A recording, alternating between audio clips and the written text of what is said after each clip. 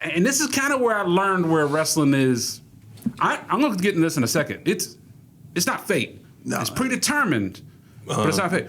But this is how I kind of knew. Like when I was, we were sitting front row one time, and people were messing with me. You know how like you start to get to a certain age, your siblings or something like, Santa Claus is fake. Santa Claus, man, that didn't bother me. You know what I mean? But people telling me wrestling was fake would piss me off when I was a kid, right? Yeah. So I was sitting here front row, man, and Ric Flair grabs Lex Luger and slams his head into the rail, and his head barely probably comes about this far away from it, and he falls down and sells it, which you call selling it, Yeah. And I'm like, it really isn't real. Thank you for checking out the Jokeaday podcast. Once again, my name is Lionel Harris. If you've been watching, we appreciate you. Make sure you like and subscribe. Tell a friend. Check out the previous episodes. We got a lot of content up by now, by the time you see this. And we're just trying to make it grow. And as always, I got my host with me. I don't know how you want me to introduce him now. We done had some failed adjectives, but we're just going to go with that ninja, David Griffin. That seemed to be working, you know. You like ninja? Keep that same energy.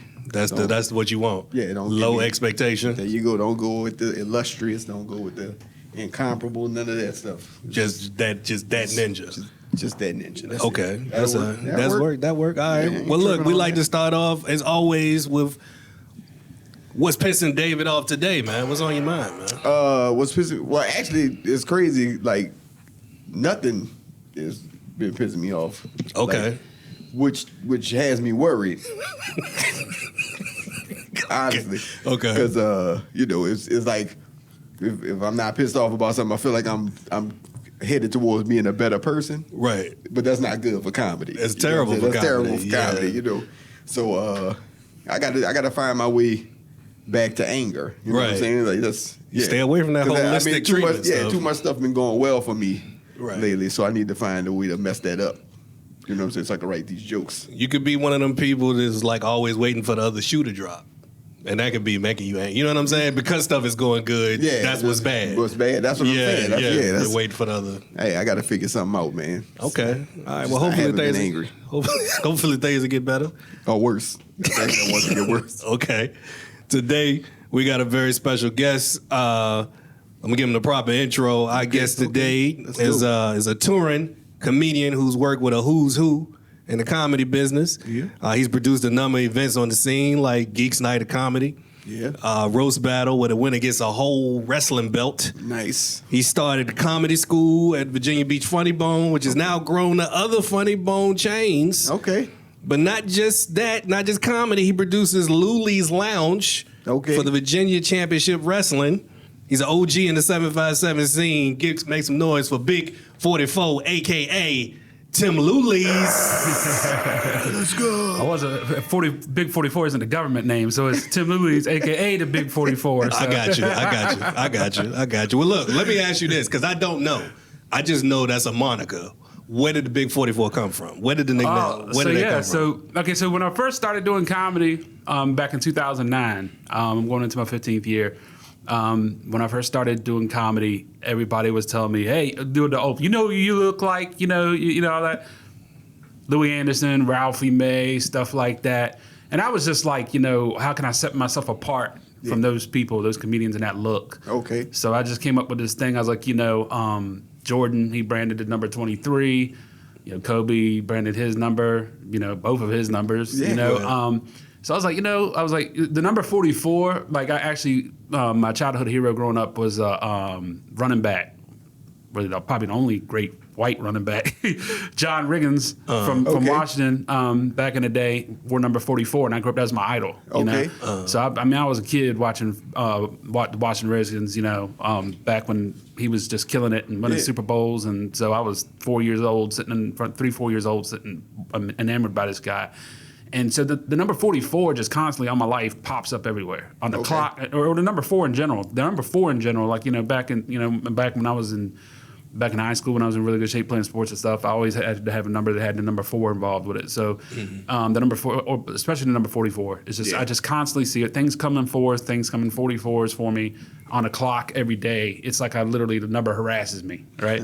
So it's always been like that. So I was like, I'll go ahead and rock number 44. I'll get these long sleeve shirts and just get a 44 screen printed on them, and I'll wear that on stage. Yeah. And so that's kind of how it started. And when I first started doing comedy, it was like a character. It was almost like an exaggerated version of who I was. Okay. Yeah. So I wore that for several years, and when I was just going by the stage name Big 44, you know, but.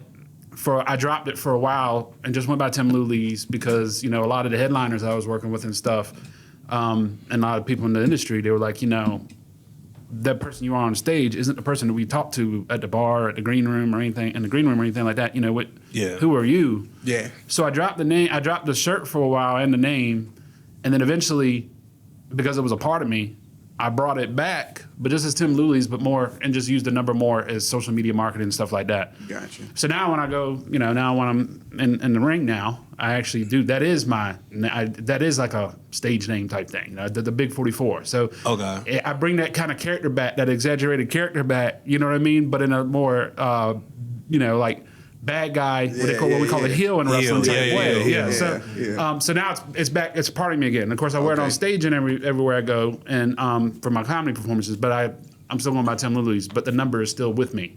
So it's a part of my brand. So okay, gotcha. Well, since you brought it up, I wasn't gonna go there now, but how did you get into wrestling in general? Like, where was that? Was that a childhood thing? But yeah, I've been watching wrestling ever since I was a child, man. My grandfather used to take me to the Norfolk Scope back when NWA used to come through. That was the old territory, back when wrestling was more territorial. Yeah. And, Ric Flair, Lex Luger, Sting, the Sting with the blonde hair, spiked hair, the face paint, colors, all that stuff. The old school wrestling, we used to sit, me and my granddad, we used to go sit front row. And but just a little side story, man. We talk about it. My granddad was a bad drunk. Back then in the 80s, man, right. Like drinking and driving was more socially. It was more. This is crazy to say. Socially acceptable. Yeah. Right. So he down a half a gallon of wine before we went. And everything. Yeah, we're going down. We're driving in an old Volkswagen Renault. If you remember it was called a Rabbit. It was called a Rabbit. Yeah. And we go down there, man, and I walk up my drunk granddad walking on the way down the scope right on Brambleton to just pull his start pissing on the side of the road. You know what I'm saying? And then we get into wrestling, and he's slamming back even more beers, man, just getting annihilated, man, getting drunk. Right. And he's talking to the wrestlers and all that stuff, man. And so I'm sitting, and this is kind of where I learned where wrestling is. I'm going to get into this in a second. It's not fate. No. It's predetermined, but it's not fate.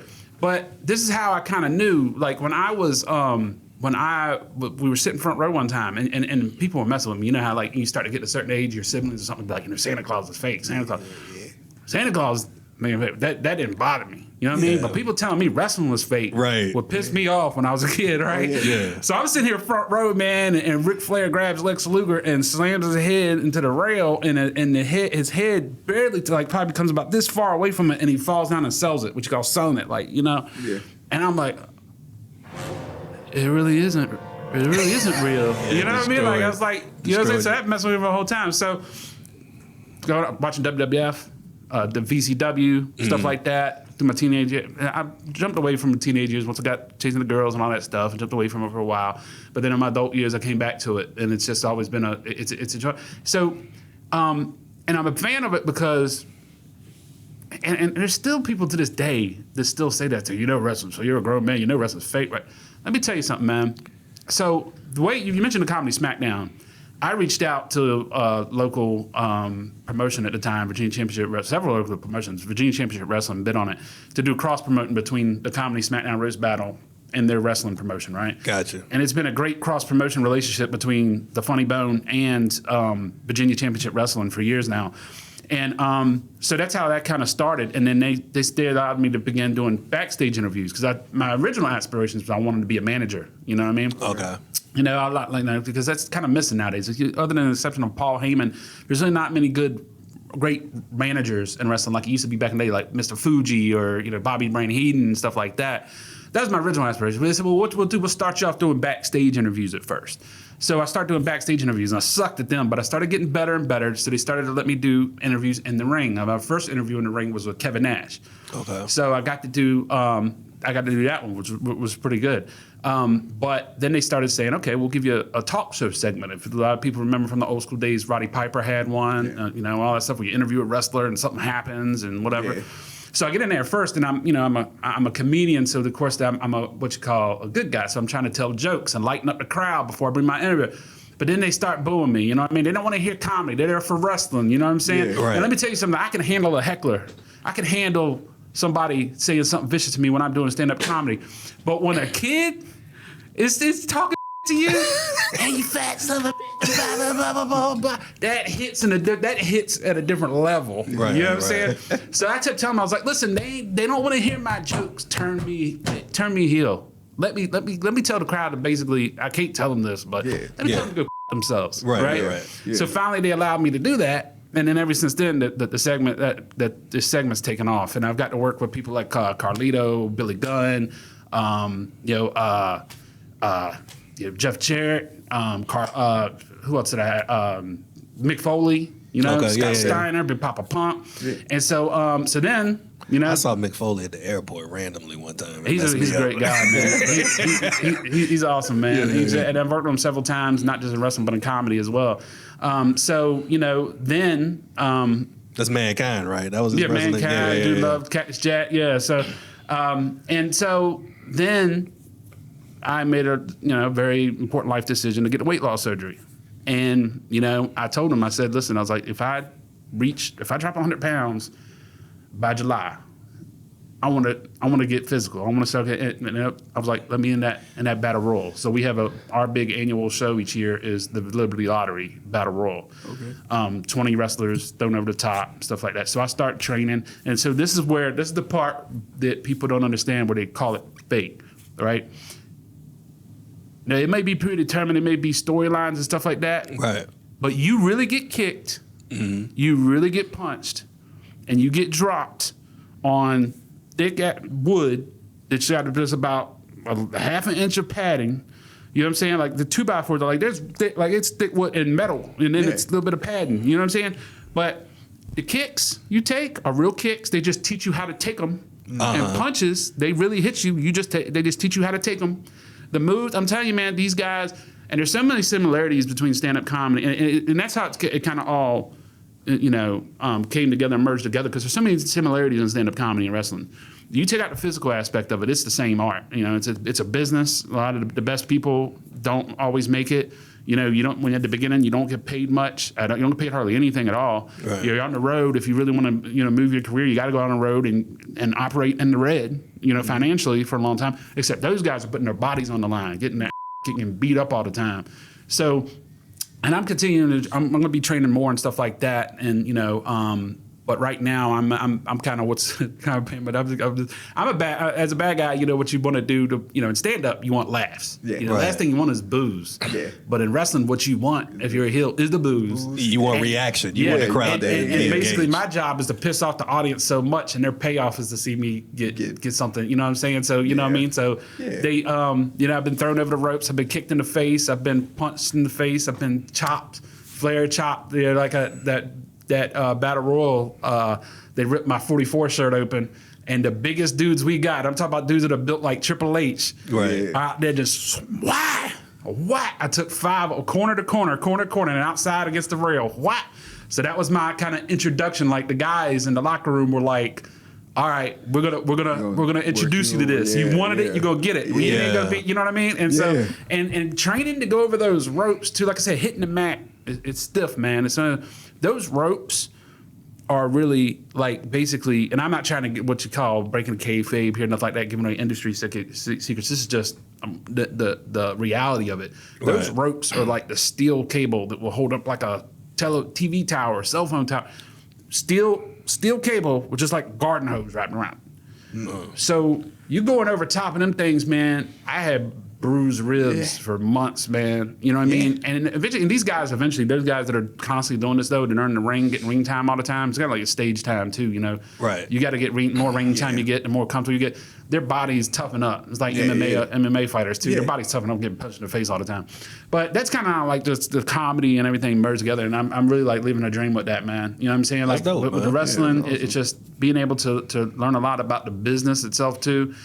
Again, man, so many similarities between stand-up and some wrestlers will take insult to that, but it's not a knock to them, man. I mean, I'll constantly tell you, y'all are putting your body on the line, but there's so many similarities to where the people it draws them, because as performers, we got that, we want that attention. You know what I'm saying? We want that, you know what I mean? And we want to perform.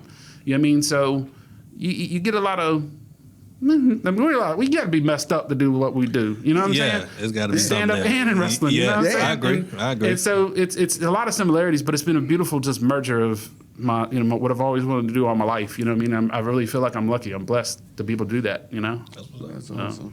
No, I was gonna ask. You know, we've been talking about wrestling a lot. Who was your favorite? Like, did you have a number one wrestler growing up? Like somebody that you? Well, you know, growing up as a kid, you had, you know, everybody loved the Hogans and stuff like that. Right. But I grew up. I was also a big Bret Hart fan. Because the thing about Bret Hart is that you don't know what he could be good and he could be bad, and he could turn like with a quickness. He could turn. You know, I love Razor Ramon. But Chris Jericho was my number one. Like a lot of people don't know who Chris Jericho is, but the reason why I say he's and belongs on the Rushmore of comedies, because this dude's 53, still out there killing it, still selling tickets for AEW. He pretty much put that promotion on the map to be WWE's rival. Yeah. And at 53, he's still in there doing it, and he tours with a band, Fozzy. You know what I mean? He's held the championship 6 times. You know what I'm saying? The world championship and the Intercontinental Championship. But he set a record for that. Tagged, he's done it all. And and the great thing is like, you know, their characters. So he has reinvented his character so many times, about 20 times, that really what you call got over with the audience. You know what I'm saying? Going over, you know, getting over with the audience is a term in wrestling, meaning it's working. It's hitting.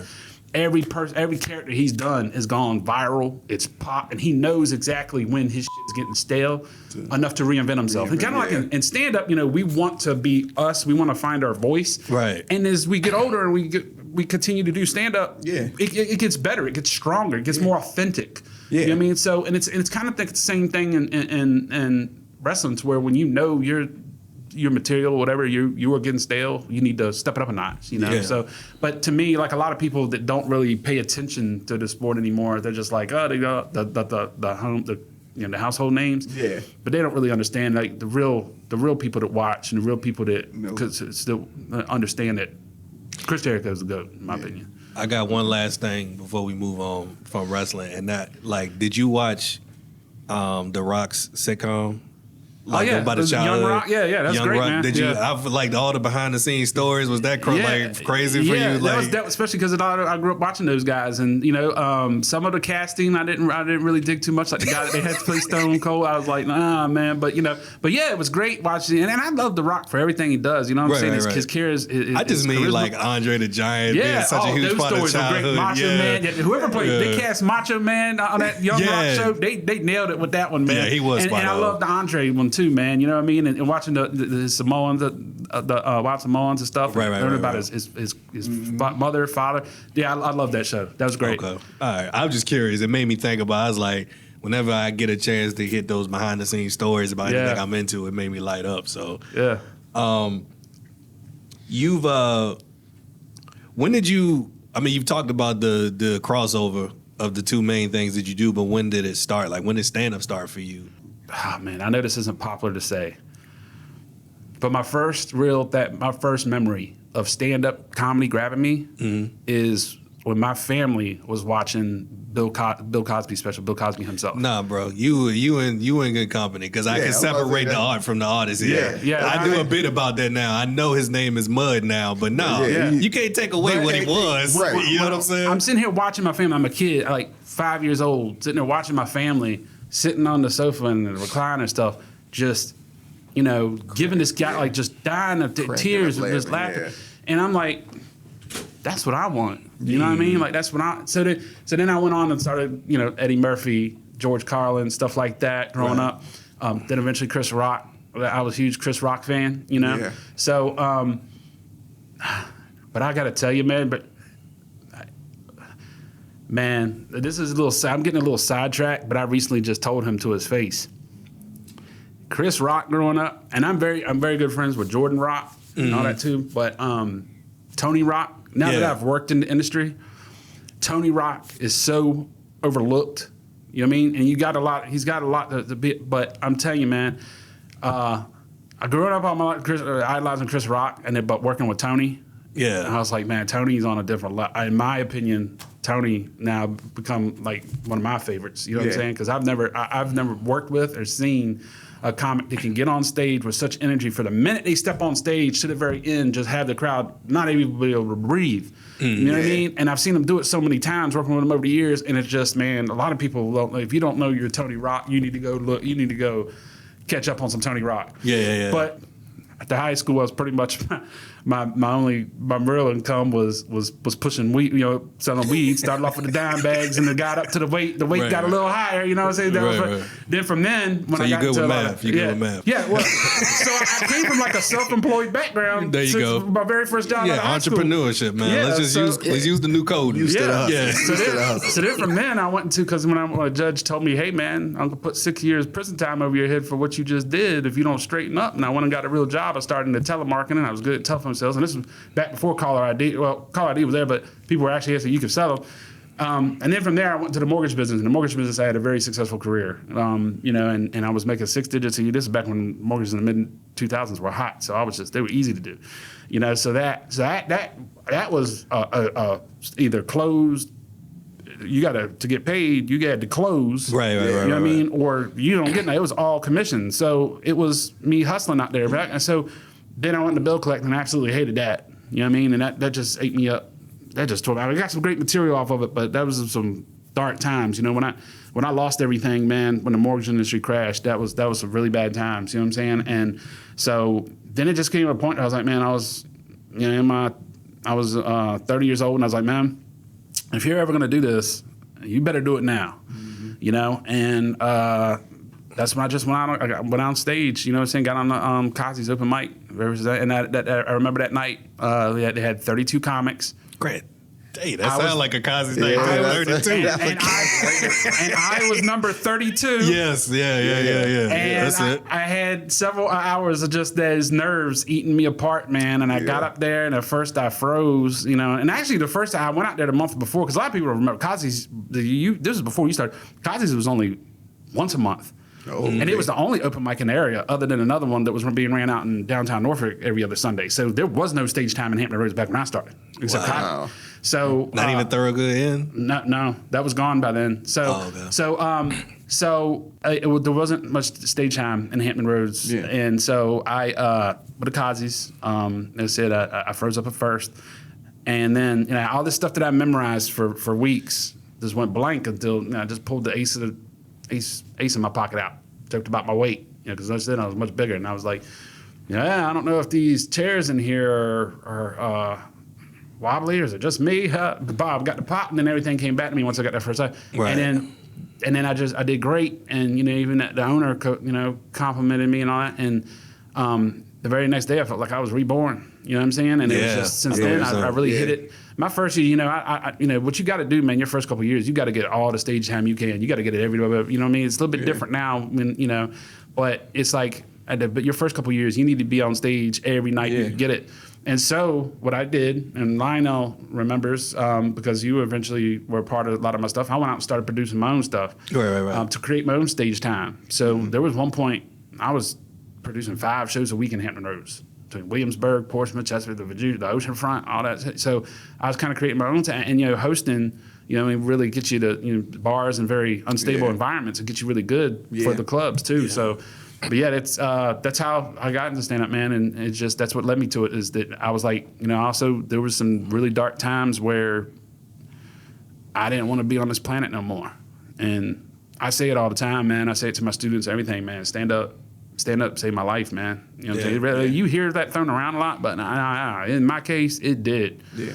And then once you can do it too, it's really like I said, man. It was just a 360 paradigm shift and everything that I knew this is what I'm gonna do for the rest of my life. One of the reasons specifically why I wanted to have you on, as they say now, is to give you your flowers, man. And I appreciate like the looking out early in my career. Like you said, when you produce those shows and having somebody like believing you out the gate is pivotal in helping you to have the confidence to get through those terrible first few years where you finding your voice and you're inconsistent and all that. So I wanted to say thank you face to face, bring you here, especially since I know we ain't even talked in a while and we just started talking again. So that's why I wanted to have you on and just get past that awkwardness, but just have you here to do that. So that was part of the reason why. So I just wanted to acknowledge that before we move on. No problem, man. And I remember, and let me just say this, when I was talking about producing shows, I remember another reason why I gave you those opportunities so much is because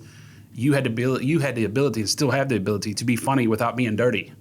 You know what I mean? And that and when I tell some of the younger comics this, a lot of them just like, man, you, man. Don't be. You're not my comedy school teacher. Unlike even my students, like, hey, man, I want to talk about it. Right.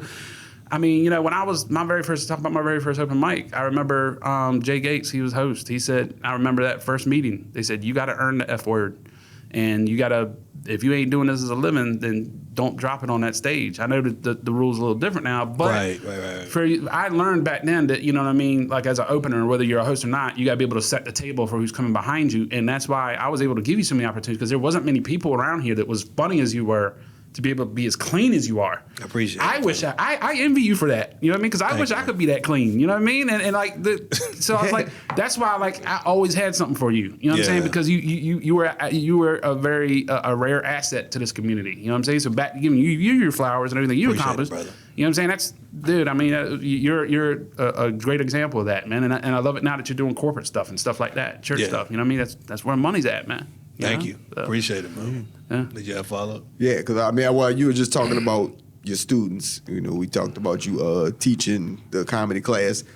What do you think? What's one of the hardest things about teaching people, you know, the art of stand-up? Because everybody has their own style, their own perspective. Like, what do you find to be one of the hardest things? Well, one of the hardest things, there's several things, man. One of them is, now this is my teacher, because I pour in just about everything I am into teaching, and I love it. Yeah. I absolutely love it. It's my purpose. Yeah. Comedy schools around the country have got a bad stigma to them because a lot of industry people have done them. A lot of people that just want to take people's money and prey on dreams have done them. But I get really personal with my students in the fact that I help them overcome a lot of their fears, their insecurities, stuff like that, and help build mental toughness. Whether they go on to continue to do stand-up or not, a lot of people just do it to prove their public speaking or whatever. It helps them in their front, you know. And I'm just as proud as my students now that are advancing and getting paid work is the guy that, you know, took my class, could hyperventilated the first time he got on stage, couldn't look at everyone, and he goes on a year later to be a pastor.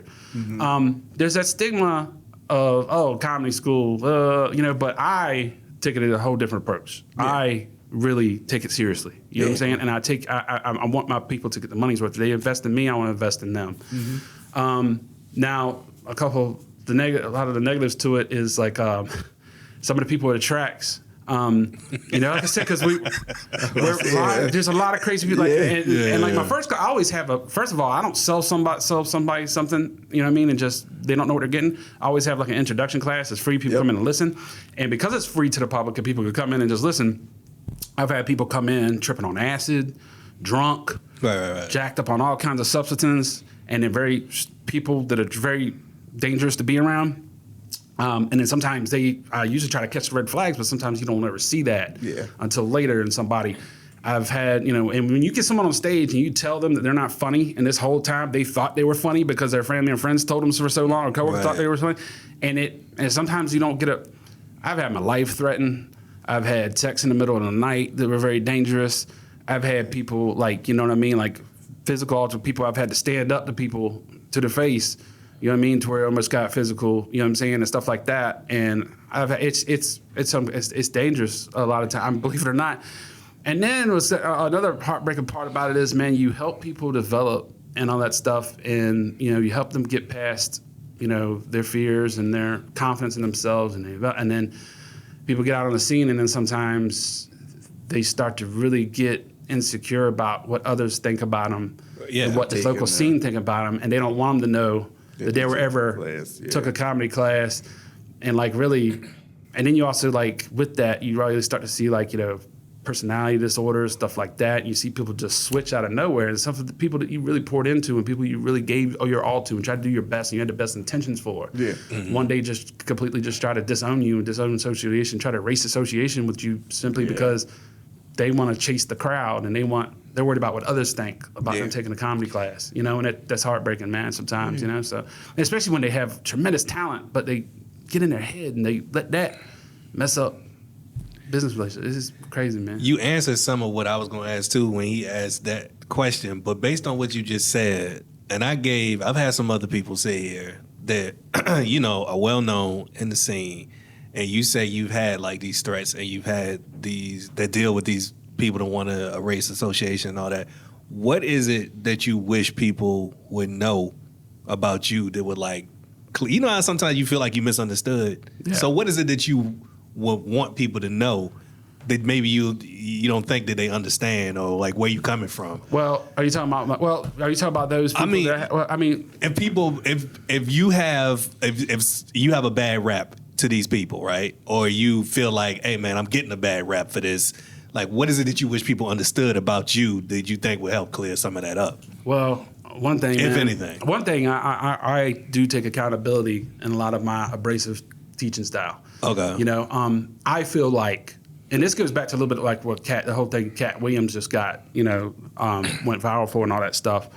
I feel like if you're out producing shows, especially open mics, showcases or whatever, and you're an OG on the scene and somebody is stealing something or doing unoriginal material, you need to let them know. And you don't have to blast them online or anything, but you could pull them aside and say, hey man, that joke's been done before. And I see videos of people posting videos of they jacked right off of memes off the internet. And I'm like, how is your local scene letting you get away with this shit? Right. You know what I'm saying? And you don't have to be the joke police or anything like that. So like if I come to somebody and I say, hey man, that bit's been done before or whatever, I'm really honestly doing it in the best interest of letting them know, because I feel like it's the responsibility of your peers to let you know, hey man, because sometimes it's parallel thought. You know what I mean? Sometimes jokes come sometimes it's parallel thought, but sometimes people blatantly rip us off and they need to know that shit ain't cool. Nah, so if I come to somebody and I say something like, hey man, that joke's been done before, because let me tell you something, man, sometimes it's honest mistakes, because when I first started, I remember I'd heard a joke before that somebody told me, and I was like, did you hear that from anywhere else? Or what? They was like, nah, it's something I just came up with, and it was the old Virginia Beach, come on vacation, leave on probation thing, right? So sometimes you could dangerously just hear somebody else and try to use it yourself, and then you find out, damn, that's been done before. And I saw it, I went out there and I'm at the ocean front, it's on a shot glass, you know what I'm saying? Right. So like, people misunderstand sometimes in my abrasive teacher style, especially like when I tell somebody at first that, hey man, that ain't funny, or just erase that, and they get offended. Or if I tell them, hey, you really as an opener or a host shouldn't be dropping the F word, I'm honestly just doing it out of the best intentions in my heart, man. Yeah. And especially if it's ever someone, and then sometimes people will go through the class or whatever, and they go out and they're still stuck on open mics and other stuff, and then they got to find someone to blame, so they blame. Regardless of people, and I'd say this genuinely, man, if I ever took the time to teach someone or mentor someone, I still care about you. And I still am proud for those that are sticking with it, regardless of where your career is, whether it's taking off, whether it's advancing, whether you're stuck in a rut. I'm still proud that you completed it, that you got out on stage, and I really hope they love the business and I know what it is. And hey man, you can't make everybody happy. There are going to be misunderstandings. You know what I'm saying? There are going to be miscommunications. Yeah. Some are going to, some relationships that are severed are going to hurt worse than others. Yeah. But I just want people to know, man, I'm just doing my best. And I try to do that more through actions than words. Yeah. You know what I mean? And it just, I just want people to know that I love teaching, and I'm not trying to be, and I even tell my students, I'm not the holy Bible of comedy. I'm like, I'm teaching, I'm just trying to cut off a couple of years of your learning curve, of your open mic years. Yeah. What you put in it afterwards is what it's going to determine your success. I can't do that for you, but you know what I mean? It's like, it's what you make it. Yeah. Your career is what you make it. If you don't put the work in on it, all you can do is just like if I show you hey man, these are the ingredients to make this recipe. You still gotta cook it. Yeah. You know what I'm saying? Exactly. I showed you the ingredients. Yeah. But you still gotta make it. You know what I'm saying? So it is what it is. I just wanted to give you the opportunity based on what you were saying. So I'm saying like you are, because we got 2 clubs in the area for 100-mile radius. You're like one of the guys. So I was like, because you're one of the guys, I wanted to give you an opportunity to say, hey, this is what I wish you guys would know about me, and this is where I'm coming from. Because it's going to be easier for you to be misunderstood because you're a gatekeeper. Yeah. You know what I'm saying? No matter how you see it, like you are one of the people.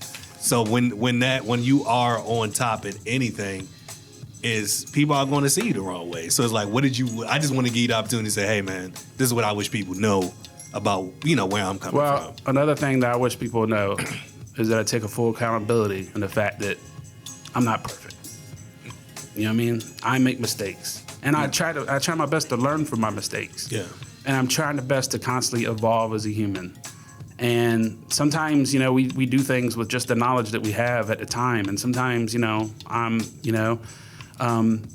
can be very reactionary. And I could be I myself deal with a lot of insecurities. I myself, I see therapy. I mean, I'm just trying to do my best, really.